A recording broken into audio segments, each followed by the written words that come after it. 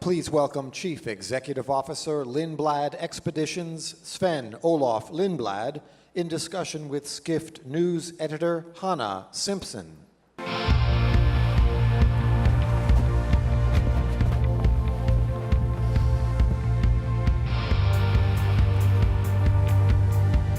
Okay.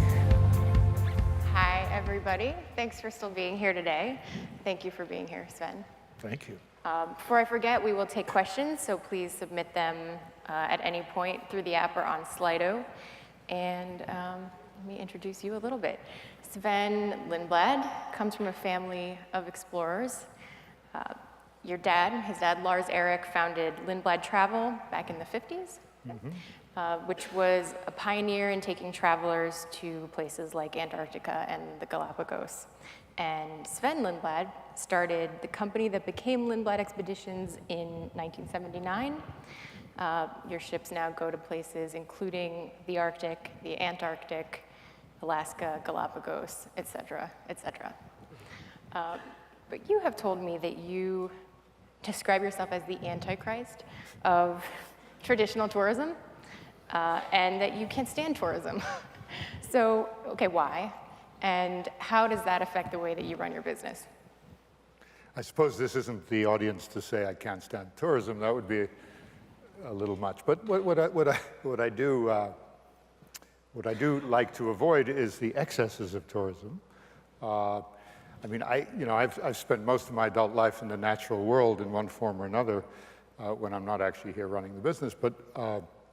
And I've spent a great deal of time and effort getting away from the trappings of tourism and seeking out places of wildness and beauty. And sometimes I do get a bit distressed when I go to places that maybe I was 20, 30, 40 years ago and that have been perhaps overdeveloped, overused. And that does honestly disturb me, yes. Yeah. You've been vocal about the US withdrawing from the Paris Accord, and you blasted out a message, right, to your customers, asking them to share their own experiences with climate change and observing climate change. And you said you wanted to flood the political community with their responses. So what kind of responses did you get? I know it wasn't all of the same mindset as you. Yeah, it's interesting. I don't know if you all remember when this famous band, the Dixie Chicks, do you know who they were? Yeah. You know, and they were protesting the Iraq War and Bush, and then a lot of their audience basically said, just shut up and sing. In other words, they wanted to put them in some sort of a box. Actually, President Trump did the exact same thing recently with athletes. He said, you're there to perform, you're paid a lot of money, we're not interested in your political beliefs. And I found more or less the same thing happened to me by more or less, I got a lot of response, and about 50% of it was very positive, and about 50% of it was extremely negative. I was absolutely shocked at the vitriol. Some expletives were used. I was basically told that you're not even an American. How dare you comment on this issue? And I wasn't attacking the president. I just simply was talking about the fact that I lamented the idea that we, as the United States, were leaving an important forum and an important conversation by exiting the idea of exiting the Paris Accords. And generally speaking, that we needed to rebalance our relationship with natural systems more broadly. And it was an interesting experience, and several people said, just shut up and organize travel. So do you plan to just shut up and organize travel? No, because we absolutely cannot shut up, because we're dealing with a global crisis. And any of us who know anything about it and care about it in one form or another, we absolutely cannot afford to shut up. We have to speak probably louder than ever. Yep. Are you finding that your customers are wanting to see firsthand the effects of climate change? And even I've seen it described as like apocalypse tourism or environmental disaster tourism. You know, I want to see the glaciers before they're gone. I want to see where ice has melted. Are you finding that they're interested in that? And do you feel like that kind of desire is a good thing or inherently a bad thing? Well, I think travel can be very much of an educational opportunity, or where people develop further understanding about what's going on out there. And so, I mean, I love our guests, you know, even the ones that occasionally don't agree with us. But they are coming out there primarily because they want to be exposed to the wonders of the world. They want to learn about those wonders, and they do, by and large, want to engage in conversation around some of the challenges. So I don't know if they come for this term. I've heard this term, disaster tourism. I mean, obviously a lot's going on, but the Arctic isn't going to disappear tomorrow or next week or in the next 5 years, but it is going to melt unless we change our behavior. And I think there is an impetus on the part of people to get to these places and to see them while they're still there. Mm-hmm. But this is not something that's going to happen overnight in any kind. This has been ongoing for a period of time and will continue, and it will change. Huge chunks of the Antarctic, the ice shelves in the Antarctic are breaking off. That doesn't lessen the experience for the traveler, but it is a way more dynamic time these days than it's ever been. And I think people are curious. Yeah. How concerned are you about over-tourism? We use that word a lot. Over-tourism in some of the most fragile parts of the earth, some of which you can go to because your ships are small and they can get to places that are hard to get to. Yeah. How worried are you about that? Well, I mean, I pretty much hate over anything, like the traffic that it took to get here today and what have you. But you know, we do have this tendency to overlove some of the places we elect to visit. And certainly in my lifetime, in more recent years, there's been a massive escalation in interest in places, remote places, and there is absolutely the risk of overdoing it, and that can have ramifications, far-reaching ramifications, and I'm not a great fan of that, but there is an inevitability about it. I mean, I do believe that it's really, really great and fantastic for people to be able to see these places, to learn from them, to perhaps change their views as a consequence of that experience. But there's a balance, and there's a line, and if you cross the line, you begin to degrade the experience. How do you feel about your own role in taking people to some of those fragile places, and how do you try to minimize the impact? Well, you know, I'm asked this question all the time in one form or another. How do you feel? You're an environmentalist, yet you're taking ships to places and you're generating fossil fuels or using fossil fuels to do it. And that's a perfectly legitimate criticism, if you will, on one level. But to me, everything is a scale. There's good and there's bad, and you're never going to get all good. And at the end of the day, I've pretty much come to the conclusion long, long ago, decades ago, that exposing people to these places is more valuable than the downside of doing that. And so I can go to sleep with a good conscience as a consequence of that. But it's not all good, and I accept that, but there's no way yet around it. Of course, we work with people to try and figure out how can you get greater fuel efficiency. We're building ships now, one a year, that are real advancements in technology, all with the emphasis on trying to minimize the negative side of the equation. Mm-hmm. You've been, as you mentioned, you've been building new ships, and so have a lot of your competitors. Hurtigruten, I'm probably saying it wrong. Crystal announced some expedition. Silversea, Celebrity has expedition. How is the expedition cruising space evolving, and do you see the growth in this part of the industry as a good thing or as a dangerous thing? Well, a couple of years ago, I think we brought it onto ourselves. A couple of years ago, we went public, and all of a sudden, all these people were able to read everything about or find out everything about. We were pretty well kept secret, at least in an industry, from an industry perspective.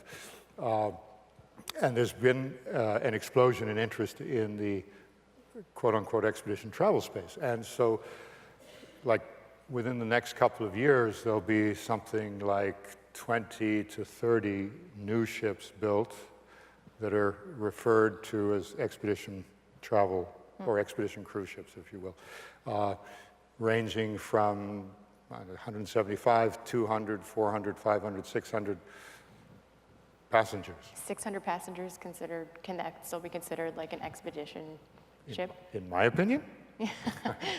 No, because I mean, I'm an expedition leader at heart. I mean, I started this when I would lead all our expeditions. I'm a naturalist at some level, and I know what it's like to be out in these places. And at a certain point, the numbers just don't work from the perspective of being able to provide an extraordinary experience for people and to do it safely and to limit the impact that you'll have on the negative side of the equation. So, I will advocate for our company to build as many ships as we can, quite honestly, but all of them will be small. We will not exceed like 125 or so people because we know this, we've studied this, we have teams who understand geography, understand the complexity of building teams, understand the needs and wants of guests, and we just don't believe you can provide effective experiences beyond a certain size. So what's the next kind of phase for expedition, especially expedition cruising? Is it like trying to get more families or becoming more luxury? What do people want, and what are you trying to give them that's new and different? Yeah, well, there's a big emphasis on luxury in the development of a lot of these ships that are coming out. I guess in many ways it's the easiest thing to do, and on the part of people who perhaps don't really understand what an expedition really is. I don't mean to be cynical, but I am a little bit. At the end of the day, the biggest luxury from the perspective of this niche, I think, is making it possible for people to explore and to get out there into the world with people who understand geography, with great teams, with scientists, with photographers, with naturalists, with historians, where the focus is on the outside, not on the inside. And so we certainly, together with National Geographic, who we're partnered with, have found that people really, really value this. And the audience and the type of people who are doing these kinds of things are broadening exponentially. I mean, it used to be, 10 years ago, it was almost 90% couples, and then widows and widowers, mostly widows, fewer widowers. Now they come in all shapes, sizes. I was at a forum 2 days ago, the CEO conference, and I was sitting next to a woman, and she runs one of the biggest communications firms in the country. And she said, "Oh, I'm so happy to meet you. I take 17 of my family on your trips virtually every year." And I was just in the Galapagos in June, and they were on one of our ships. It takes 95 people, and there were 23 kids. 10 years ago, this wouldn't have happened. And interestingly enough, I think it's very much of a phenomenon of after 9/11, the world changed on so many levels. But one of the things I found is that a lot of people wanted to be closer with friends and family, and it completely changed the groupings in the way people come. It wasn't 2 by 2 like Noah's Ark. It was way different than that. Yeah. By the way, can I ask you guys a question, just by show of hands? So how many of you have been to one of these 3 places? I'm just trying to gauge this audience a little bit better. Antarctica. I'm just picking these out of a hat, by the way. Antarctica, Svalbard, or the Tuamotu Islands in the South Pacific. It's probably going to be low. There's 1 in there. 2, 3, 4. Okay, so this is virgin territory for you guys. You should go. I mean, whether you go with us or anybody else, you should. I mean, these are awesome places for any number of different reasons. But it is interesting that your generation has not yet, in any great numbers, elected to go to these places. hopefully that'll change soon. How do you, I imagine there's a cost, prohibition, like you know, it's not an entry-level trip, probably. Yeah, but either is going to the Amman hotels. And he was rattling off all kinds of statistics about 18 to 35-year-olds. So, Well, so how do you get them? How do you get those 18 to 35-year-olds? how do you get them? Yeah. That's a good question.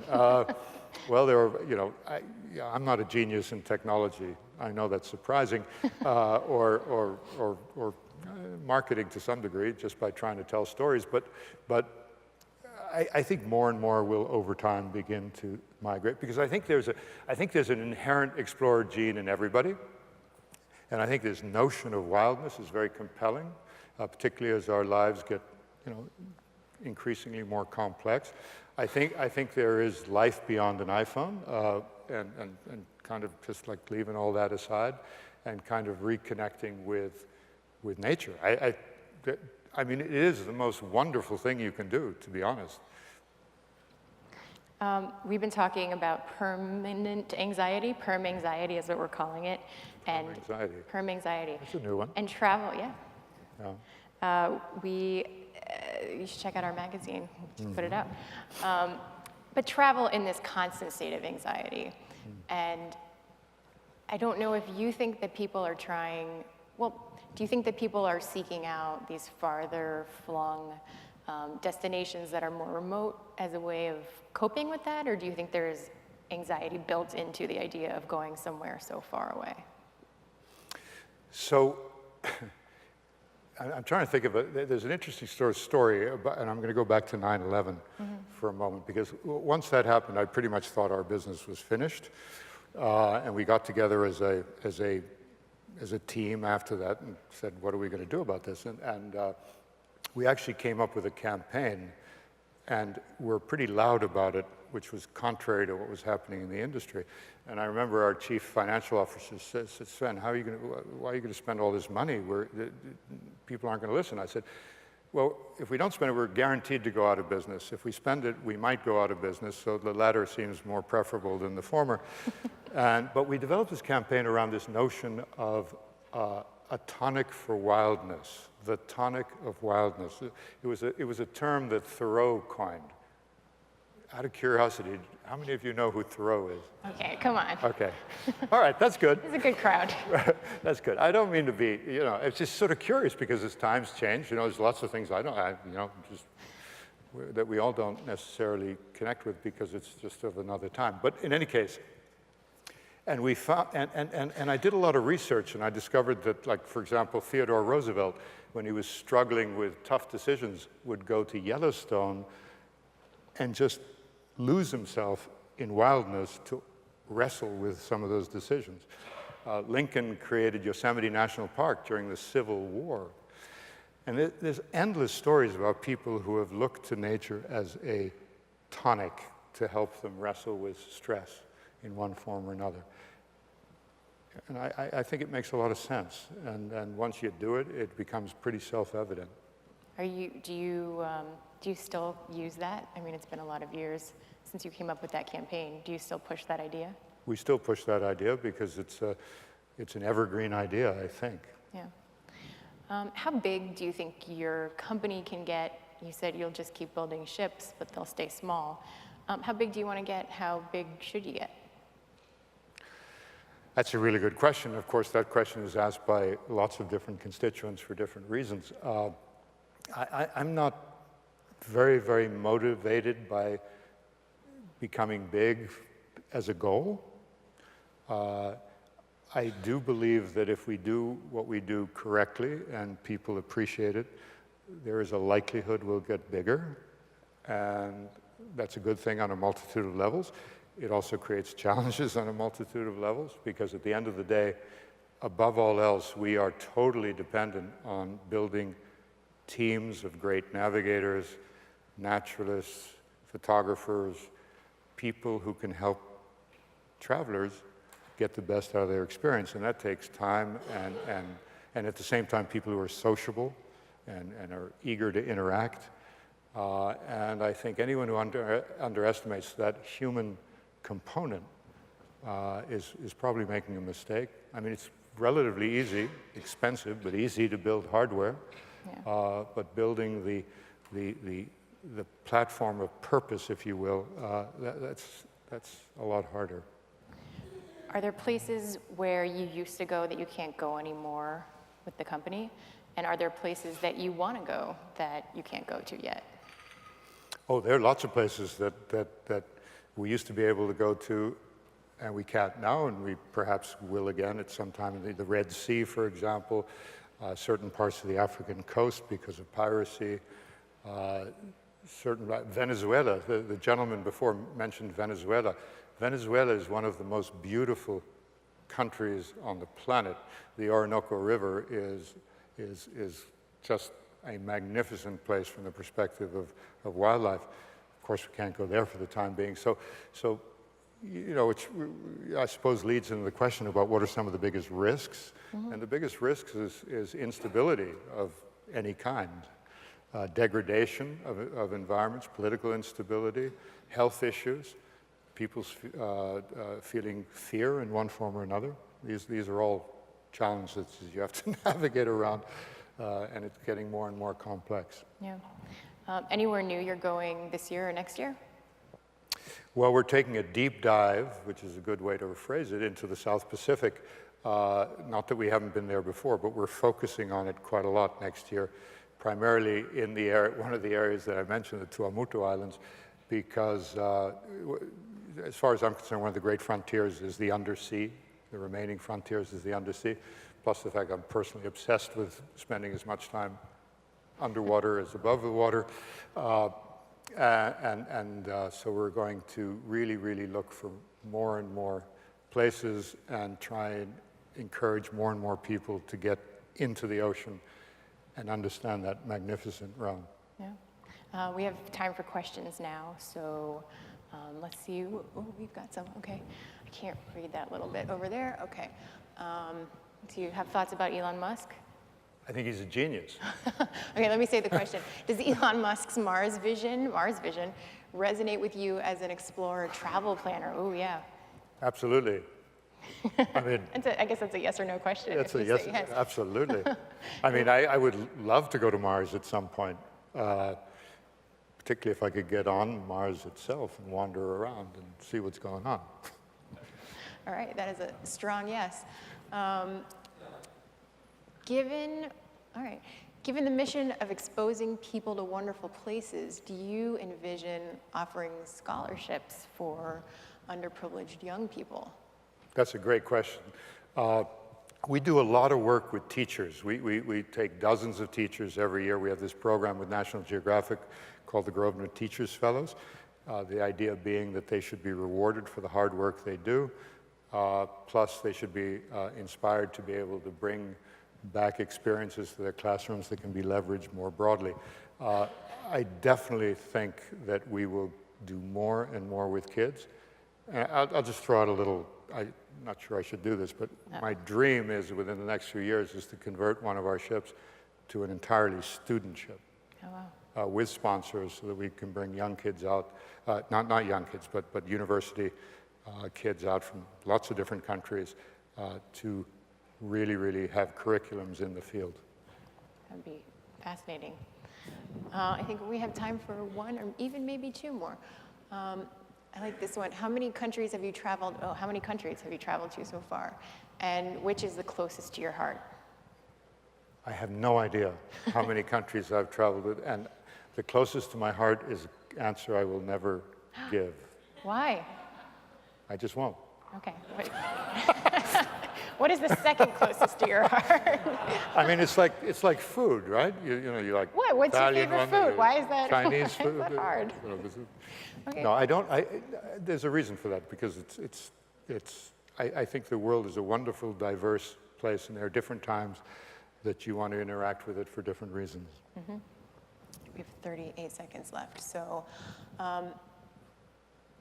what do you think can curb millennials' preference for urban travel? If that is Say that again? Premise. It's a top question. What do you think can curb millennials' preference for urban travel and attract them to remote expeditions? So, not Paris, but Antarctica. I think diminishing the fear of being disconnected. It's a good thing, by the way. It feels really good to be disconnected. I love it when we run out of bandwidth or we're in a place and nobody can connect. Well, You're just gone. now it's time for us to disconnect, so it's good timing. All right, Sven, thank you.